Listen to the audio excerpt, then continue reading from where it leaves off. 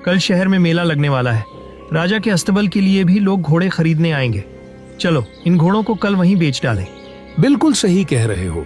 चलो जल्दी जल्दी इन घोड़ों को यहाँ से ले चलते हैं। नहीं, अभी सही समय नहीं है इन घोड़ों को अपने साथ ले जाने का। हम लोग कल सुबह जल्दी आकर इन घोड़ों को ले जाएंगे। चुनांचे दूसरे दिन सुबह ये दोनों चुपके से गए और दोनों बड़े घोड़ों को लेकर रवाना हो गए। सिर्फ वह नन्हा मुन्ना घोड़ा बाकी रह गया। कुछ देर बाद जब आसिम वहां पहुंचा तो घोड़े न देखकर बहुत परेशान हुआ। इतने में नन्हा मुन्ना घोड़ा आसिम के पास आया और बोला, तुम्हारे भाई इन घोड़ों को ले गए हैं ताकि वे इन्हें बेच डालें। नन्हे घोड़े को बातें करता देखकर आसिम बहुत हैरान हुआ और कहने लगा, अच्छा, तो तुम्हें बातें करना भी आता है, लेकिन पहले कभी कोई बात नहीं की तुमने। अब तक मुझे कोई बात करने की जरूरत ही नहीं पड़ी थी। खैर, अब बस इंतजार नहीं करना चाहिए। तुम जल्दी से मेरी पीठ पर बैठ जाओ ताकि हम तुम्हारे भाइयों से वह घोड़े ले सकें। आसिम तुरंत उस घोड़े पर सवार हो गया और घोड़ा हवा से बातें करने लगा। अभी थोड़ी ही देर हुई थी कि उसे सामने से अपने दोनों भाई दिखाई देने लगे। आसिम ने झपटकर उन्हें पकड़ लिया। आसिम को देखकर दोनों भाई बातें बनाने लगे। हम लोग तो इन घोड़ों पर सवार होकर सिर्फ मेला देखने जा रहे थे, हमें गलत मत समझना। हाँ, बहुत अच्छा। चलो मैं भी मेले में चलता हूँ। शहर में बड़ी शान से मेला लगा हुआ था। राजा के अस्तबल के हाकिम और खास भी मौजूद थे। जब उन्होंने आसिम के दोनों घोड़ों को देखा तो उनकी खूबसूरती पर वाह वाह करने लगे। अरे ये घोड़े तो देखो कितने प्यारे हैं। मैंने आज तक ऐसे घोड़े नहीं देखे। महाराज को बताना चाहिए, वह जरूर इन घोड़ों को खरीदेंगे। बिल्कुल सही कह रहे हो। मैं अभी जाता हूं और महाराज को बताता हूं। तुम यहां मेरा इंतजार करना और इन घोड़ों पर नजर रखना, कोई और ना खरीद ले। फिर वह महाराज के पास गया और महाराज को उन घोड़ों के बारे में बताया। महाराज, मेले में 2 खूबसूरत घोड़े बिक्री के लिए आए हैं। अगर अनुमति हो तो वे खरीद लें। वाकई, अगर इतने ही खूबसूरत हैं तो ले आओ। आसिम अपने घोड़ों के साथ महाराज के दरबार में हाजिर हुआ। राजा ने घोड़ों को देखा तो कहने लगा, बेशक ये घोड़े तो बहुत खूबसूरत हैं। मैं इन्हें खास अपनी सवारी के लिए खरीदूंगा। चुनांचे सौदा हो गया। आसिम को राजा ने 2 थैलियां अशरफियों की दे दी और घोड़े खरीद लिए। मगर जब राजा के आदमी घोड़ों को लेकर चलने लगे तो वह घोड़े अपनी जद पर उतर गए और जाने को राजी नहीं हुए। इस पर अस्तबल के हाकिम ने कहा, महाराज, ये घोड़े इस लड़के को छोड़कर कभी भी कहीं नहीं जाएंगे। सारी स्थिति देखकर राजा ने आसिम से कहा, क्योंकि ये घोड़े तुम्हें छोड़कर कहीं भी जाना नहीं चाहते, इसलिए आज से तुम भी हमारे साथ रहोगे। मैं तुम्हें घोड़ों के अस्तबल का काम देता हूँ। आसिम ने अशरफियों की थैलियां अपने भाइयों के हाथ अपने पिता को बेच दी और खुद राजा के साथ रहने लगा। उसके पिता ने जमींदार को कर्ज चुका दिया। राजा के महल में उसके दिन बहुत आराम से गुजरने लगे। उसका नन्हा मुन्ना घोड़ा हर समय उसके साथ रहता था। लेकिन अस्तबल के हाकिम को खास आसिम से जलन होने लगी। इसलिए उसने आसिम के खिलाफ राजा के कान भरने शुरू कर दिए। एक दिन उसने राजा से कहा, महाराज, यह आसिम तो बड़ी बड़ी बातें करता है। एक दिन कह रहा था कि अगर मैं चाहूं तो सुनहरी हिरण भी पकड़कर ला सकता हूं, जिसे आज तक कोई भी पकड़ नहीं सका। यह सुनकर महाराज बड़े उत्सुक होकर पूछने लगे, क्या सच में वह सुनहरी हिरण जो उस दूर दराज दक्षिणी इलाके में रहती है, आसिम उसे पकड़ सकता है? हाँ महाराज, मैंने खुद सुना है। वह कल मुझे बता रहा था। जाओ, आसिम को अभी हाजिर करो। आसिम हाजिर हुआ तो महाराज ने उससे सुनहरी हिरण लाने की फरमाइश की। आसिम हैरान होकर बोला, सुनहरी हिरण? यह आप क्या कह रहे हैं महाराज? भला मैं इसे कैसे ला सकता हूँ? आज तक कोई भी इसे पकड़ नहीं सका। इस जवाब से महाराज बहुत नाराज हुए और बोले, अच्छा, तो इसका मतलब यह हुआ कि तुम आज्ञा नहीं मानोगे। जाओ, 3 दिनों के अंदर हिरण को पकड़कर हमारे सामने पेश करो, वरना तुम्हारी जान की खबर नहीं, तुम्हारी गर्दन उड़ाई जाएगी। बेचारा आसिम यह सुनकर बहुत परेशान हुआ और अस्तबल वापस लौट आया। नन्हे मुन्ने घोड़े ने आसिम को जो परेशान देखा तो पूछने लगा, मेरे दोस्त, क्या बात है? तुम क्यों परेशान हो? आसिम ने पूरा मामला सुनाया। इस पर घोड़ा बोला, घबराओ मत, महाराज से कहो कि वह तुम्हें एक सोने की बाल्टी और सोने के दाने दे दे और एक रेशमी रस्सी भी दे। हम लोग कल सुबह ही रवाना हो जाएंगे। राजा ने यह सब चीजें मुहैया कर दी और सूरज निकलने से पहले ही आसिम अपने नन्हे मुन्ने घोड़े पर सवार होकर रवाना हो गया। सूरज अभी अच्छे से आकाश पर उभरा भी नहीं था कि आसिम आधी दुनिया का सफर तय कर चुका था। घोड़े ने कहा, देखो, यही वह दक्षिणी क्षेत्र है जहाँ वह सुनहरी हिरन रहती है। सुनहरे दानों को पेड़ के नीचे डाल दो और खुद एक पेड़ के पीछे छिपकर खड़े हो जाओ। थोड़ी ही देर बीती थी कि वह सुनहरी हिरन आ गई और दाना खाने लगी। आसिम ने रेशमी रस्सी का फंदा बनाकर बड़ी जोर से हिरन के सिर पर फेंका। फंदा ठीक हिरन की गर्दन में बैठ गया। आसिम ने तेजी से रस्सी खींचना शुरू किया। फंदा हिरन की गर्दन में कस गया। हिरन को पकड़कर आसिम अपने घोड़े पर सवार हो गया और वापस लौट आया। राजा ने जब सुनहरी हिरन को देखा तो वह बहुत खुश हुआ, मगर अस्तबल का हाकिम खास और अधिक जल गया। आखिर यह आसिम इतनी जल्दी उस हिरन को कैसे पकड़ कर ला सकता है? मेरी तो समझ में कुछ भी नहीं आ रहा।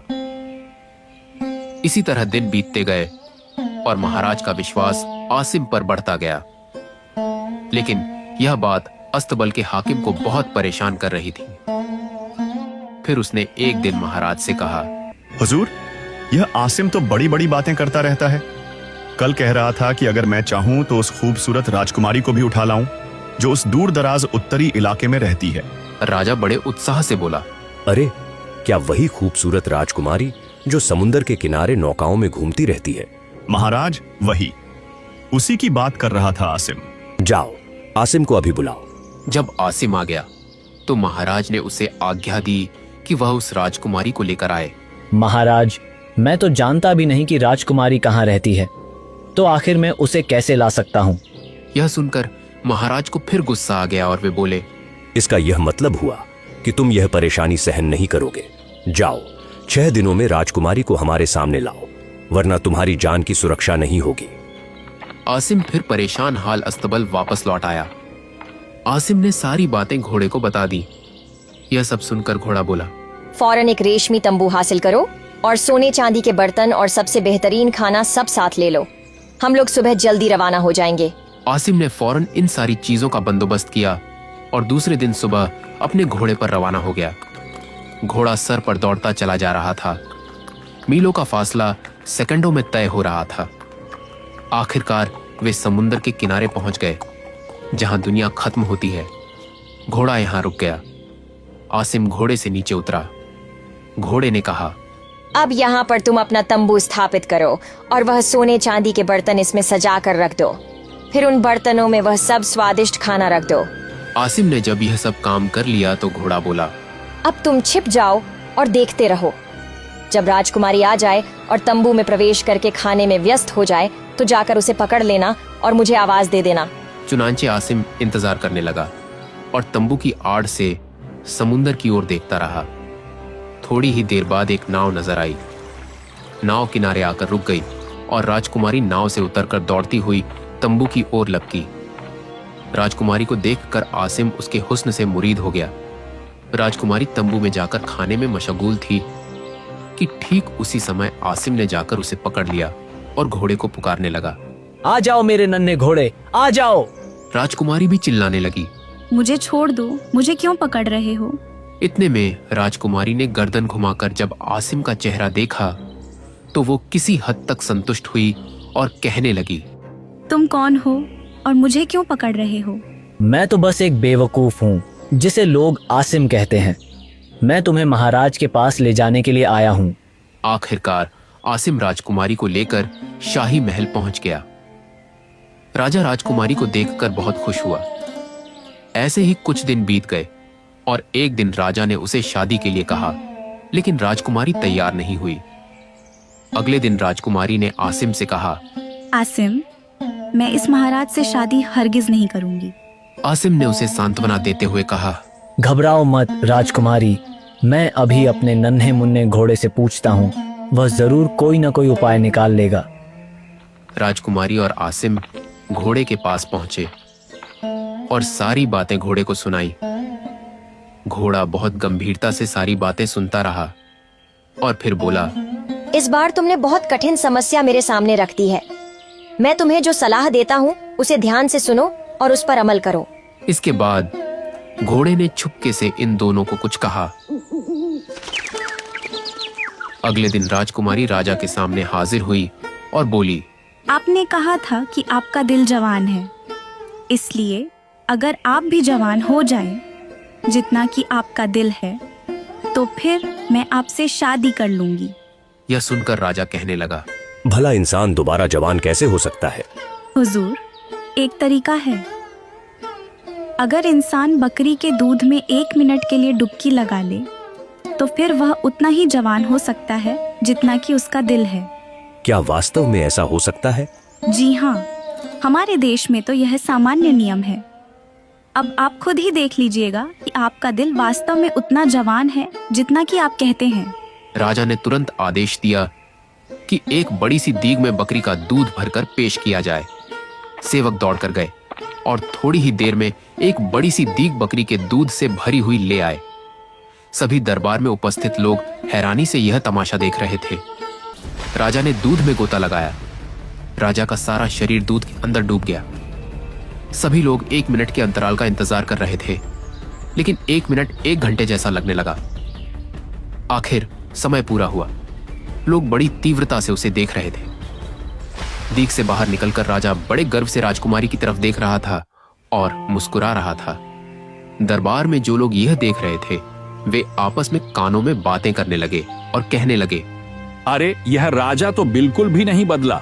राजकुमारी ने आगे बढ़कर राजा से कहा, महाराज, मुझे अफसोस है, मगर अब यह साबित हो गया है कि आपका दिल उतना जवान नहीं है जितना आप सोचते हैं। राजा ने बड़ी हैरानी से पूछा, क्या वास्तव में मैं अब जवान और खूबसूरत नहीं हूँ?